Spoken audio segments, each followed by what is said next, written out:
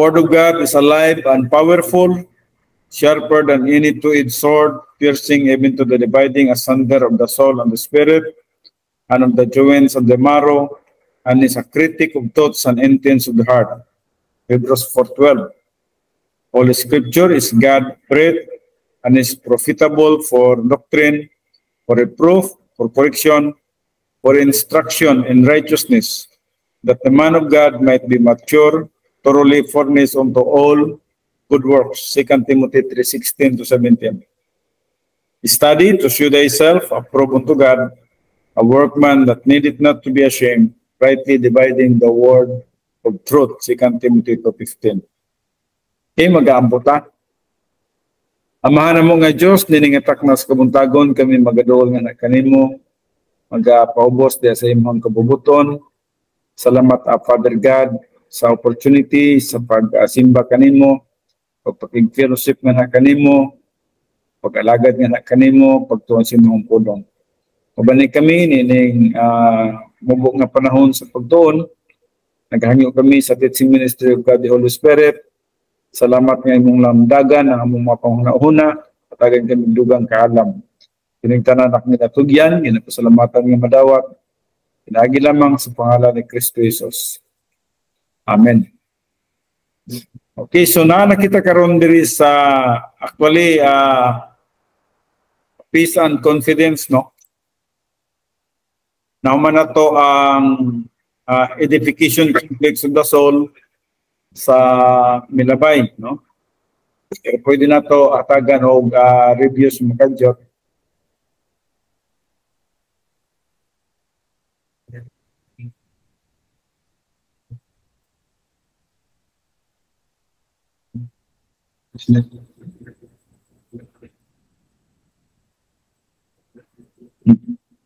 Tama ba kadako? So morning edification complex of the soul na to, no? Nagsugod gini siya sa feeling of the Holy Spirit. Dapat kung ito sa balang espiritu, wala yo'y gitawag na to spiritual production or walay Christian way of life. So sa ka magtutuo, sa dihang dili siya puno sa balang espiritu. Kinahanglan yun puno sa balang espiritu para nga makaproduce kita of Christian service, divine good, and then acceptable to God. Huwag ganyan basihanan sa itong Christian way of life. Ang uban, ang ilang pangunahuna nga magbuhat ng gudog maayo, tama man ang magbuhat ng maayo, pero kung dili ma-emphasize ang trabaho sa balang espiritu sa atong kinabuhi, adun naging problema sa iyang pagpangalagad. Isang unsa ka maayo sa iyang pagpangalagad, without the feeling of the Holy Spirit, ang mahitabo niya na is energy of the flesh, no? So, may problema siya, no? Kaya i-charge sa nakuha.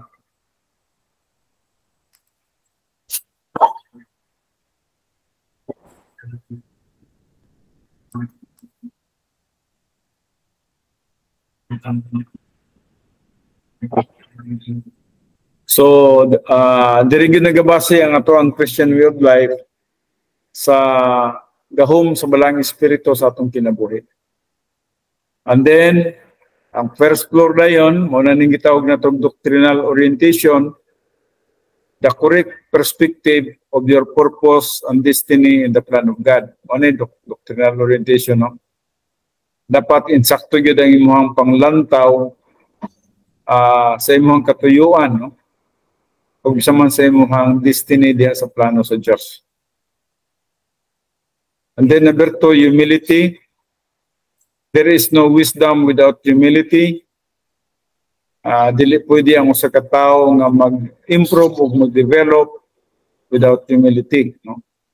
So ang humility mao gini siya ang dalan paingon sa kaalam. Ang humility mo ang dalan padulong sa kauswagan, no? Ang humility mo ang dalan padulong sa espirituhanong paglambok. So humility, teachability, thinking that adapts to grace procedure. Importante ang humility, no? There is no wisdom without humility. Kung dili gani ka maminaw, wala gyud ka alam diha. Di gani ka magtuon, di gani ka magpaubos sa imong pastor teacher o sa imong mga teacher, wala gyud kay mahimo niya na. Number 3, personal love for God, enduring devotion and respect for God from hypnosis knowledge. Umana ning resulta sa imong spiritual growth. Nga lagi kay tinod nga paghigugma sa Dios ug natungod niya na aduna kay permanente or consistent fellowship with God. Dili man tanan kang nga panahon kay ma-out man ta panagsa apan ay mo desire mo ang gitawag na consistency, personal love for God. Sa result sa personal love for God kay mo man ang gitawag na tog motivational virtue tungod sa tong paghigugma sa Dios. Nakita igugma sa pagpangalagad kaniya, nakita igugma sa pagtuon sa iyang pulong, nakita igugma sa higugma sa atong isig katao. Mao nang gitawag sa motivational virtue. Mao nang mo resulta sa impersonal love. Impersonal love for all mankind is the result of our personal love for God. So personal love for God is the motivational virtue, and impersonal love for all mankind is the functional virtue. A relaxed mental attitude of patience, forgiveness, compassion, and kindness towards all. And then there is number 5, inner happiness, no? Or sharing the happiness of God. Mao kini siya ang gitawag na to a spectrum of happiness that masters the details of life and does not depend on people or circumstances. So mao gining tinuod nga usa ka magtotoo nga nagmalipayon sa pagpangalagad sa Dios. Nga din ang iyang kalipay dili ginahatag sa kalibutan kundi naangkon niya tungod sa iyang spiritual growth, tungod sa doktrina sa iyang kalag, ug tungod niya na ang mga pulong sa Dios nga nasa iyang kalag, iyang gikinabuhi o nakaangkon siya sa tinuod nga kalipay, genuine happiness. Nga dili depende sa tao, dili depende sa circumstances.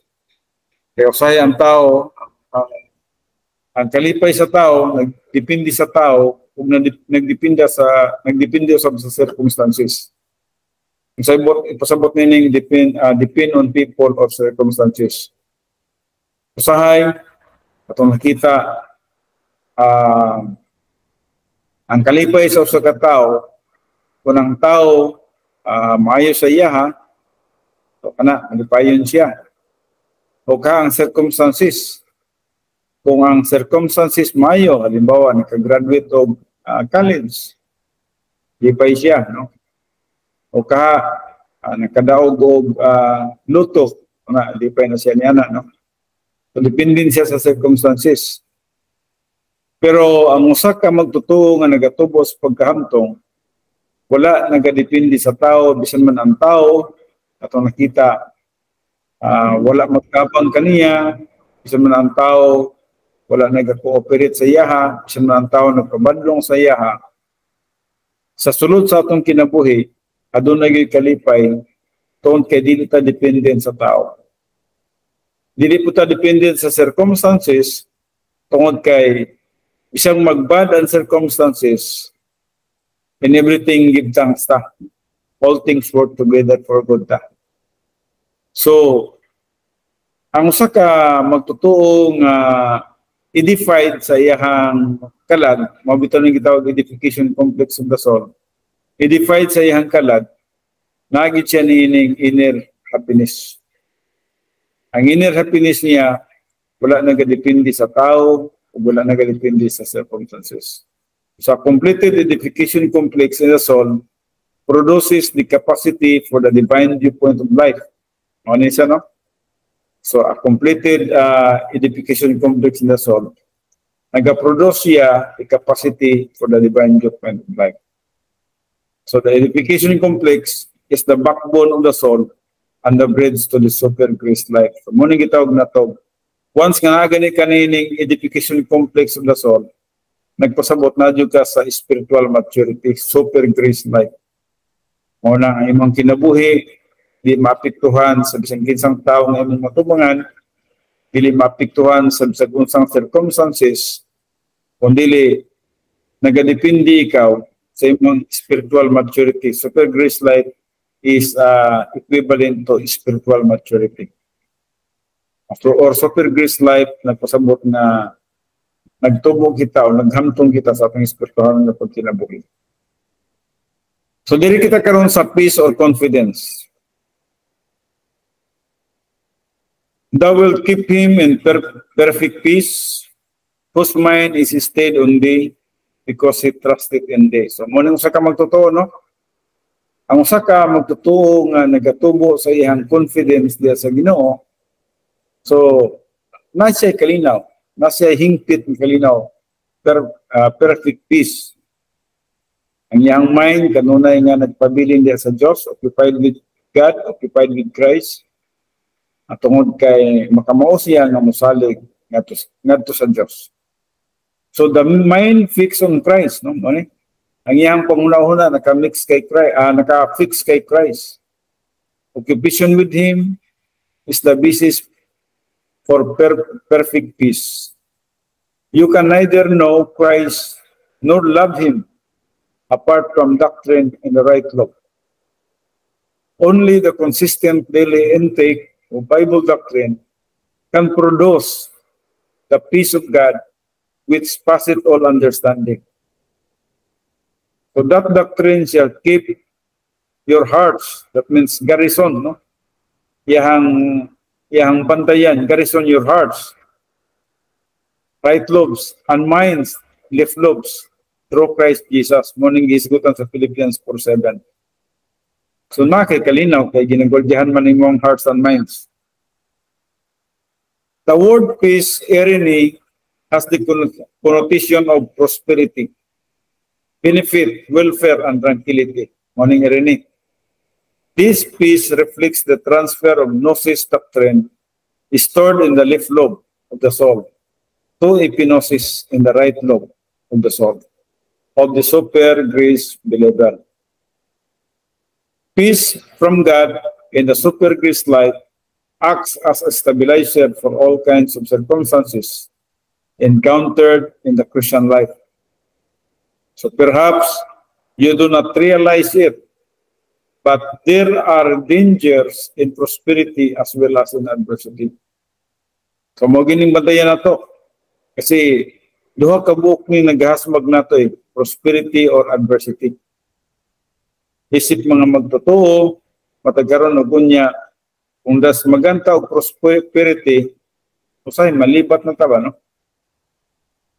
Ang atong mata nakafocus na sa mga material ng mga butang. Muli bantayanan na to. Makalimot na ta sa mga eternal nga mga butang. So dapat yun sa dahil i-prosper ta, damor nga makita na to ang mga espirituhanong butang. O labi na sa adversity usab, no? Na yung mga problems. Makafocus ta sa problems. Makafocus ta sa mga circumstances, bad circumstances of life. So dapat makafocus kaya punta sa Ginoo. The peace from God makes it possible for the believer to face both catastrophe and great prosperity. So, mo siya, no? Posible alang sa usa ka magtotoo nga matubang siya bisan man sa catastrophe o bisan man sa prosperity. Ug nga niya na nagihapon sa kalinaw. With the same mental attitude, freedom from worry. So, gawas nun siya sa kabalaka, kasi kabalaka. And confidence for living as well as dying. So, inanim yung kinabuhi na to. Life is just what we call that, duha man lang kanaong atong pagkinabuhi. Living and dying man lang. Samtang buhi ta, samtang mamatay ta. Samtang buhi ta, atong ihatag sa Ginoo ang atong kinabuhi. Maghatag ta kahimayaan ngadto kaniya. Sa dayang matubang tagkamatayon, dapat maghahatag ya pagkahimayaan ngadto kaniya. Mao kanang giingon ni Apostol Pablo sa Philippians 1:21, for to me to live is Christ and to die is gain. Wala na itong kinabuhi. Samtang buhi ta, buhato na to ang atong responsibility isip mga Kristohanon magkinabuhi ta nga diin in fellowship with God aron nga kita adunay tinuod nga paghimaya sa pambuhi ng Dios. Kaya mamatay kita, ang Ginoo sa gyapon ng himaya kami kanato. Cross reference 2 Corinthians 5:1 of man, verse 6 of verse 7. Now, have you ever seen someone in the athletics tried too hard, no? Ay sa kasaysayan din hino sa atleta. I once coached a boy like that in baseball. Kung nahimo po rin siya nga coach sa usa ka baseball nga dula. Na siya usa ka boy nga iyang siya ang nagatudlo. And then he was eager and there was not a lazy bone in his body. So, sabot nga, abtik nga bata. Kuan ba, lihok ba? But he struggled so hard that he was constantly uptight. Ang problema ni kay, bisan tinud abtikon nga bata, pero sa dula, murag dili kayo makafunction o insakto nga abtik manunta, no? As a result, he often could not catch the ball. Ano sa no? Bisag ang bola insakto kay sa iya, di niya masalo. Yet potentially he was a good baseball player. What was wrong with him? So may problema niya. He had no peace of mind, no confidence. So, bisan tinuod ay ka o aktibo ka, bisan tinuod alerto ka o may mga panglawas sa mga gitawag na to dula, kung wala kay peace of mind, wala kay confidence, dili gyapon magkalimaw ang imong dula. So he would drive himself into such a state of tension that he was no longer controlled by his mind but by his emotions. So problema ni kung ang atong kinabuhi kanunay nga gi-control sa emosyon o dili gina-control sa gitawag nato og stability sa atong mind. So every time he made a mistake, he broke down and cried. So emotional kini nga bata. Several other boys who did not have his drive and eagerness played a better game. Why? Kung yung tanawon, ikumpara siya sa ubang bata, murag mas advantage siya, pero nga naman nga, mas mayong man ang ubang bata. When they were relaxed, you must have peace of mind in order to have the byproduct of confidence and stability. So bisan sa dula di ay kinahanglan gyud mo ang relaxed mental attitude, peace of mind. So I often think of that boy when I see believers who fall apart at the slightest provocation or come unglued under every wind of adversity. What happens to you when the pressure is on? Do you break down and cry? Do you look for a crutch? If you do not have peace under pressure, there is something wrong with your mental attitude. Proverbs 24:10. The Christian way of life is designed for believers to have peace, not only when the going is rough, but also in times of prosperity. The peace resulting from doctrine in your right lobe produces a confidence that will sustain you through prosperity without your becoming arrogant, and through adversity without your falling apart. So yun na no, sa Christian way of life, dapat nagitay peace of mind.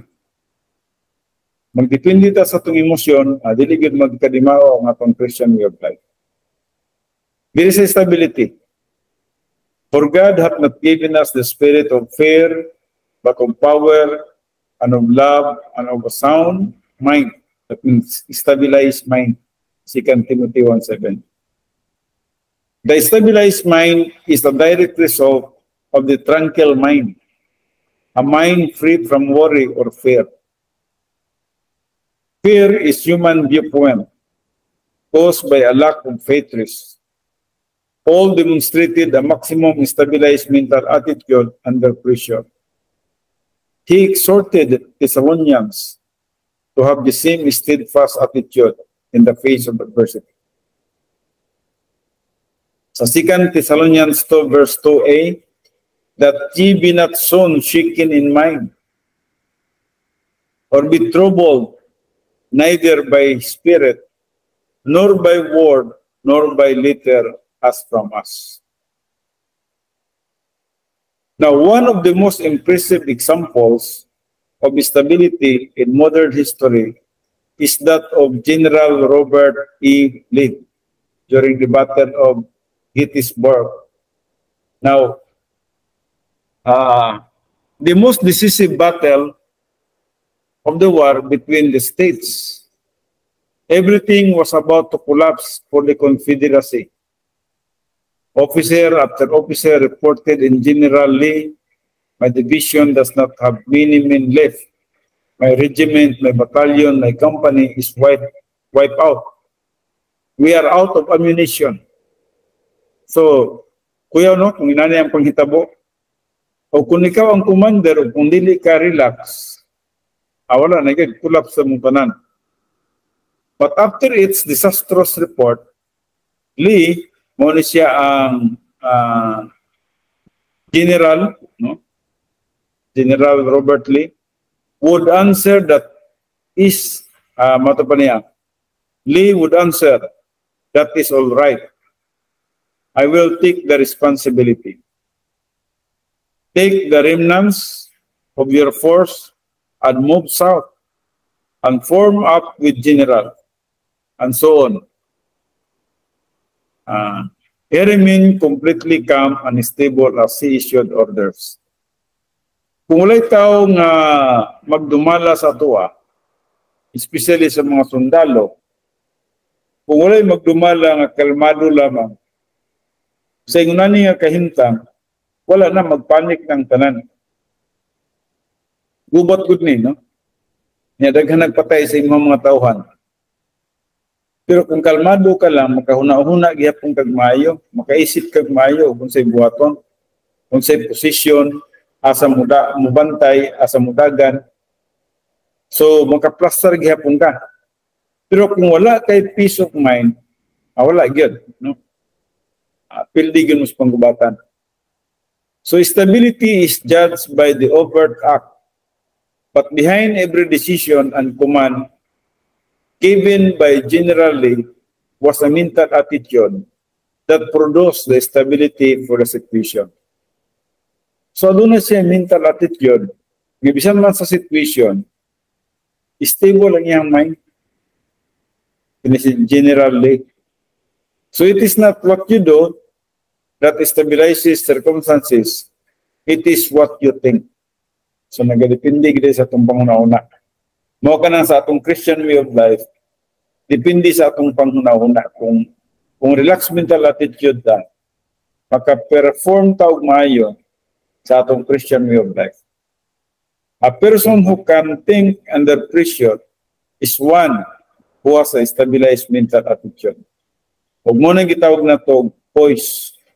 Pagabulong poise and the ability to think under pressure. So, bisan man kung unsa naka-pressure sa kinabuhi nimo, but because you have poise, you can still think. Kauna-una paghihapon ka under pressure. Pumuni, makauna-una kag maayo bisan unsa man ang hitabo sa kalibutan. Naon hiputa karon sa giving. For if there be first a willing mind, it is accepted according to that a man hath, and not according to that he hath not. So 2 Corinthians 8:12. Kining paghatag, dili niingon nga basta kay unsa lang, no? Kinahanglan masabtan nimo ang doktrina sa paghatag. So every man according as he purposeth in his heart, right lobe. So let him give not grudgingly or of necessity. For God loveth a cheerful giver. So just remember this word, kinilang yun. For God loveth a cheerful giver. 2 Corinthians 9:7. So diri ang atong foundation. For God loveth a cheerful giver. So, ang kabubutong sa Diyos sa atong paghatag, dili compulsory, dili pinugos, kundi kanang kinasing-kasing din yung paghatag. Wala siya nag-determine of amount, no? Big ba na siya or small. But ang iyang kinahanglan is a cheerful giver. True biblical giving is first of all a mental attitude. Kini nga itong paghatag, mental attitude po niya. You may not always have the money, but you can always have the basis for giving. A willing mind. Siguro wala man kay kwarta. Pero diya sa imong una-una, nadyo kay willingness nga muhatag ang mutabang. Which is literally positive volition based on doctrine. So ang atong paghatag ng gabase sa doktrina. Doktrina dahil sa atong kalag. Walay kadalo diha, no?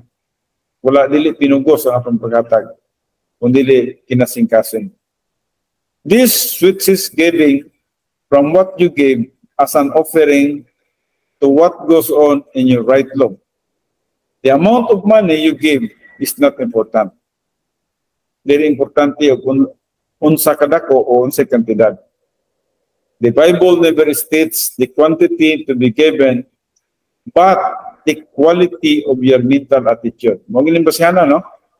Ang paghatag, wala nagadepende sa quantity, kundi nagadepende sa quality.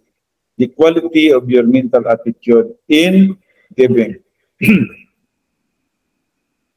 Do not confuse tithing with giving. Ayaw naka-confuse na yung tithing sa giving. Tithing was an income tax. Bayad naman ta sa atong gobyerno, no? Muna ng tithing. No? Tithing for Israel is an income tax. So do not confuse tithing with giving. Tithing was an income tax for believers and unbelievers in the Old Testament Israel. It had nothing to do with giving or offering. Kining tithing, wala siya labot sa giving or offering. Kining tithing is income tax ni sa to karon dili naman tithes kay ang income tax na to karon murag 12% naman. Ang tithing is 10% man siya, no? So sa to karon murag 12, no? Ang income tax ang gitawag na to value-added tax. So the New Testament principle is to give as God hath prospered in 1 Corinthians 16:1-2.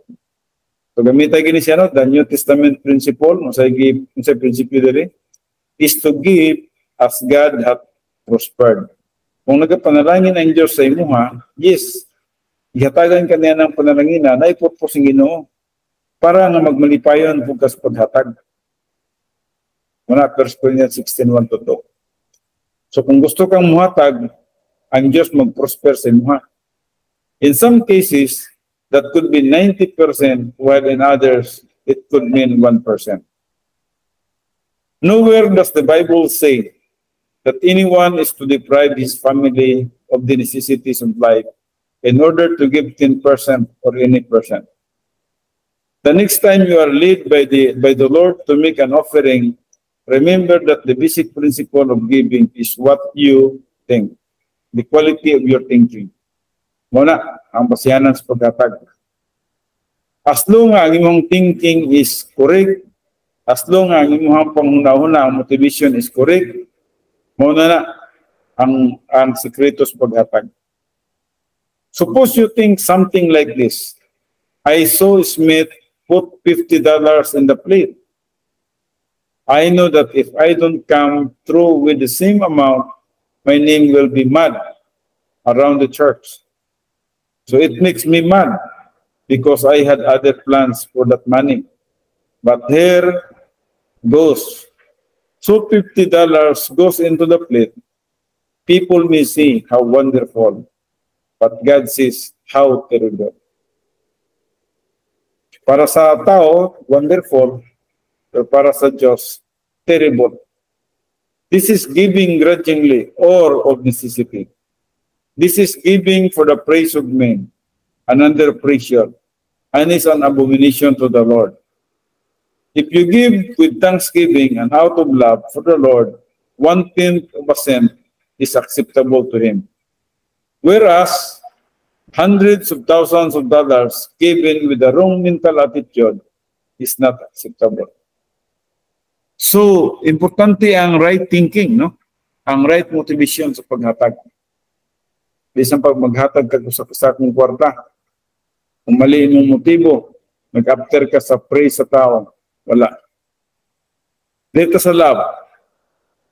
And thou shalt love the Lord thy God with all thine heart, that means right love, and with all thy soul, and with all thy might. Deuteronomy 6:5. Itudloan kita sa paghigugma sa Diyos. No? Love, agape. Doth not behave itself unseemingly, seeketh not her own, is not easily provoked, thinketh no evil. 1 Corinthians 13:5. Unang love. No?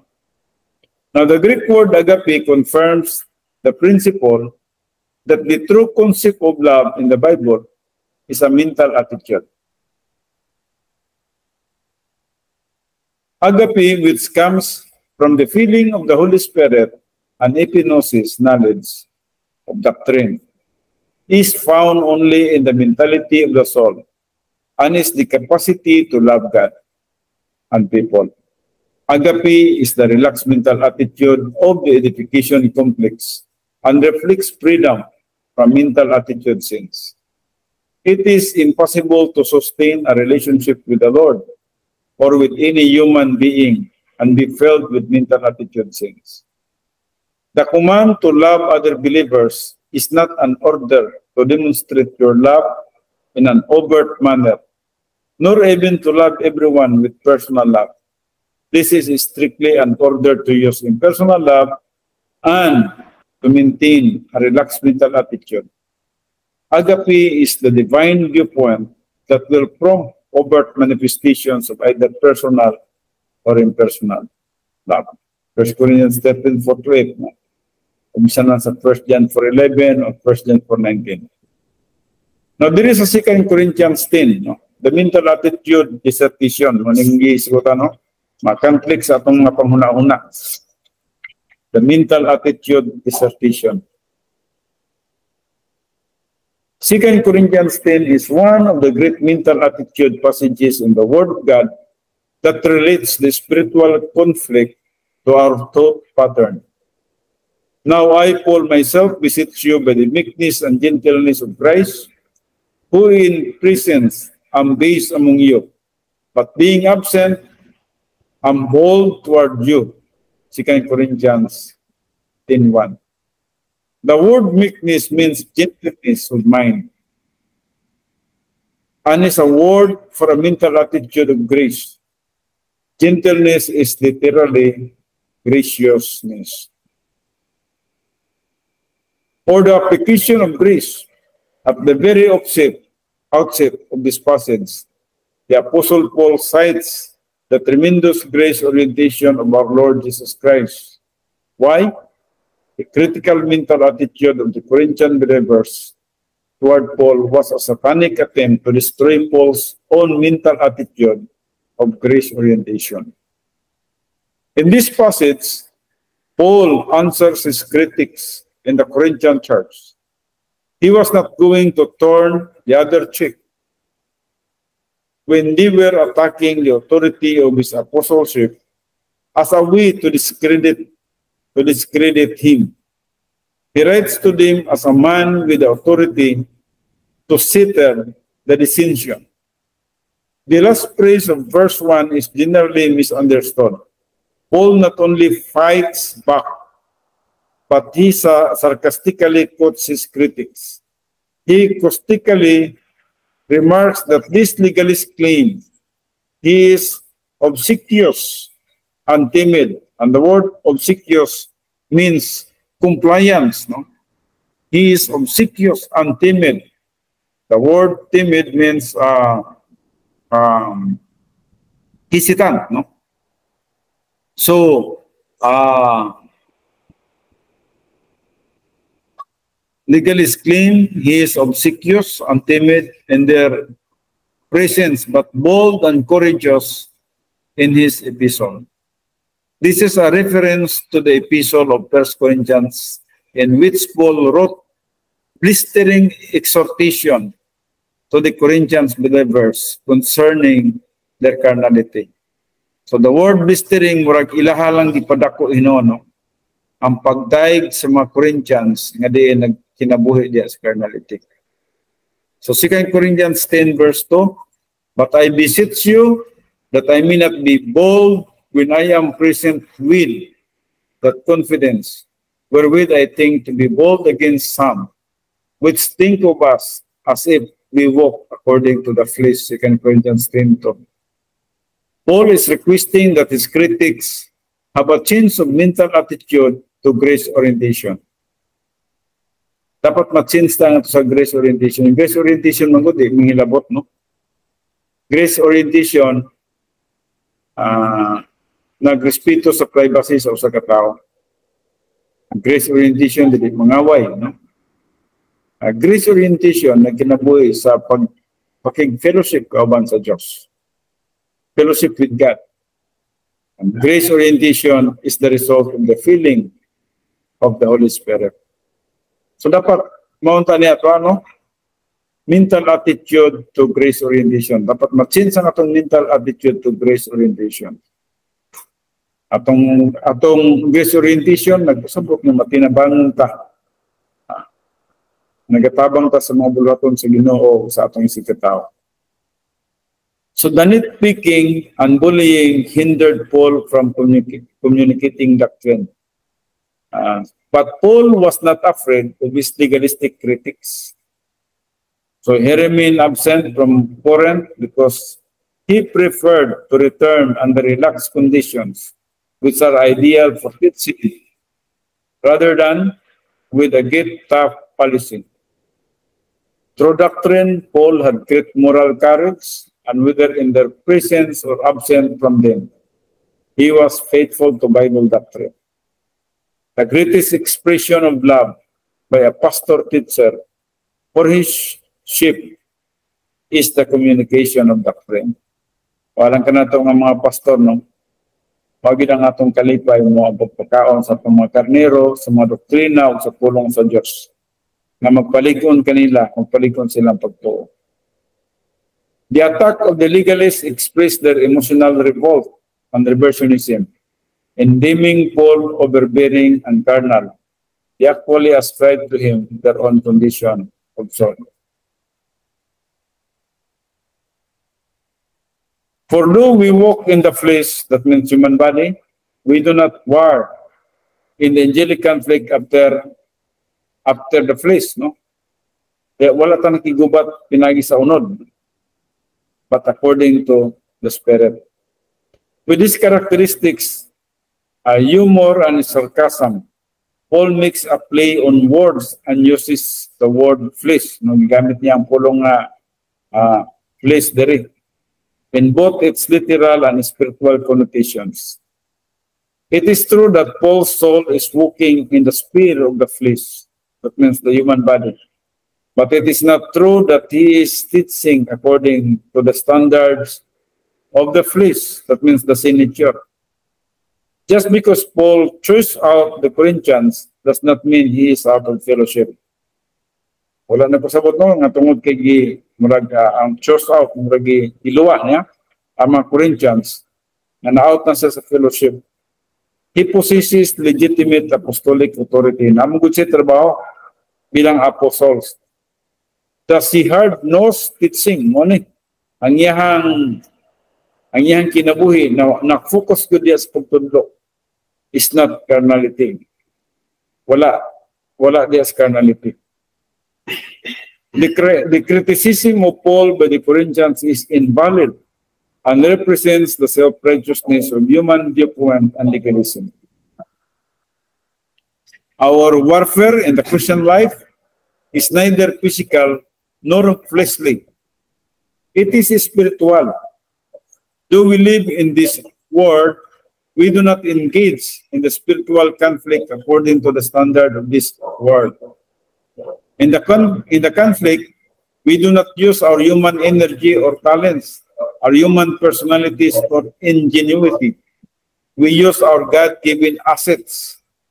The Lord has provided information whereby we can transform our thinking and advance victoriously toward overt production, compatible with divine viewpoint. This is a very important principle, for it will explain Paul's mental attitude, dissertation. So our spiritual weapons, sa mga itong weapons, for the weapons of our warfare are not carnal, but mighty through God to the pulling down of strongholds. 2 Corinthians 10:4. Makuta. In spiritual warfare, we do not pick up a rifle or grenade to defeat the devil. Dili ni gubat sa unod. Di ka kinahanglan mo pick up a rifle or grenade. Kay this is a spiritual war. Dili ni mo maigo ang kalaban nini pinagi sa imong rifle. Since we do not fight according to the flesh, we have spiritual armament for combat in the angelic conflict. One is Ephesians 6:11 to 17, the armor of God. Carnal in this verse refers to the system of earthly standards. Our weapons in the angelic conflict do not belong to the physical realm. Rather, the weapons of our spiritual warfare are mighty because their source is God. The devil system promotes human viewpoint, human ability, human power. But God has provided in grace divine equipment and weapons to defend against the assaults of Satan. What are these weapons that enable us to resist the sin nature? Human viewpoint and evil in the devil's words, 2 Corinthians 4:4, o bisaman sa James 4:7. They are our thoughts. The factor that empowers, motivates, and strengthens a believer is his thought pattern of divine viewpoint. But if the believer thinks human viewpoint, he has succumbed to satanic infiltration. He is useless, miserable, and indistinguishable from the unbeliever. So ang usa ka magtotoo, isag magtotoo siya kung na-focus siya, nagunahuna siya sa mga tawhanon panguna-una, wala gihapon, no? Pildi gihapon siya. Infiltrate gihapon siya, may siyang walay pulos, miserable, kung mailhan siya, sama sa usa ka dili magtotoo. The believer with doctrine and the right love has divine viewpoint. Magining dapat may tabos tuwa. Ang usa ka magtotoo nga puno og doktrina diya sa iyahang kalag, aduna siya ay Diyos nun ng mga panguna-una. Ready for application in order to stand up to Satan's power. Such a believer has moved into the super grace light and has the capacity to understand that all things work together for God. Oning Romans 8:28. Manang usa ka hanto nga magtotoo super grace believer. He casts all his cares on the Lord. 1 Peter 5:7. He knows and applies the doctrine of divine essence and the principles of Christology. This believer cannot be defeated. As long as the believer has divine viewpoint in the right love that says, I will fight to the end, he cannot be overcome. Manay na kanindot sa diyang aduna kita dekang mga doktrina sa atong kanak. Now, di kita siguro magtapos sa the mental attitude in the conflict. Casting down imagination and every high thing that exalted itself against the knowledge of God, that means in opposition to, and bringing into captivity every thought to the obedience of Christ, 2 Corinthians 10:5. The concept of bringing every thought into captivity for Christ has been interpreted in as many ways. As there are confused or reversionistic believers, the meditators, the agonizers, the positive thinkers, all believe they are bringing their thoughts into captivity for Christ. Instead, they are substituting human system of sublimation for divine viewpoint. When this verse is analyzed in the Greek, it clearly reveals that every phrase relates to military function. Casting down, ikuha siya sa Griego nga pinulungan nga katario, indicates the power of a thought to demolish the treachery of Satan. The strategic victory of the cross, followed by the resurrection, ascension, and session of Christ at the right hand of the Father, has placed Satan in a precarious position during the church. During the church age. This is the intensified stage of the angelic conflict, the time of Satan's desperation. Revelation 12, verse 12. With his fate sealed by the cross, Satan can only employ delaying tactics. Believers are the troops designed by the Lord to demolish Satan's sedition. When they fail, it is because of negative volition toward doctrine, the malfunction of grace apparatus for perception, the opening up of the metaiotis, causing scar tissue of the soul, and reversionism. Under these conditions, the mind becomes the prisoner of Satan. To triumph over the unseen foe requires a heavy concentration of doctrine. What is Satan's plan of attack? Imaginations? Not at all. Satan is far too clever to function on the basis of imagination. The word incorrectly translated imaginations is logismos, systems of thoughts or reason, and refers to the reasoning power of cosmic doctrine and human viewpoint. 1 Timothy 4:1. Satan has two tactics for his aggression. First, to infiltrate the minds of men, both believers and unbelievers, with satanic doctrine. Second, to intensify the angelic conflict, which indicates his desperation because of his strategic defeat at the cross. Satan's modus operandi is described as every heighting pass of soma, or every obstacle of pride. Satan attacks with obstacles of pride, the very sin that caused his fall, sa Isaiah 14:12-17, is the tactical artillery barrage with which he opens up those who would oppose him. Pride is both a mental attitude sin and a human viewpoint system of thought, which hinders objectivity. Through pride, the devil attempts to keep the believer off balance. Of course, a greater danger to the believer who resists Satan's initial assault is a second, more powerful one, as the next phrase demonstrates every high thing that exalted itself, the epiro, means to elevate the assault. Satan is capable of a stronger attack with his human viewpoint and cosmic doctrines. What does he attack?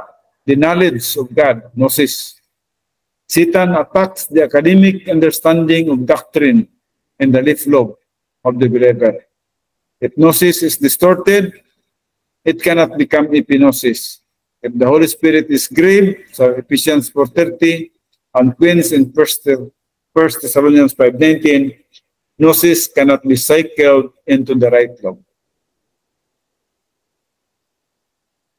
If these attacks are successful, Satan makes a prisoner of your mind. On the other hand, if you successfully resist cosmic viewpoint, you bring into captivity sa I come lutitso, or make a prisoner of every thought. Pneuma.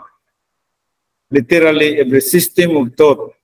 You have stayed off the attack and Satan has been repulsed. Now, logismos is Satan's successful attempt to capture and eliminate grace apparatus for perception.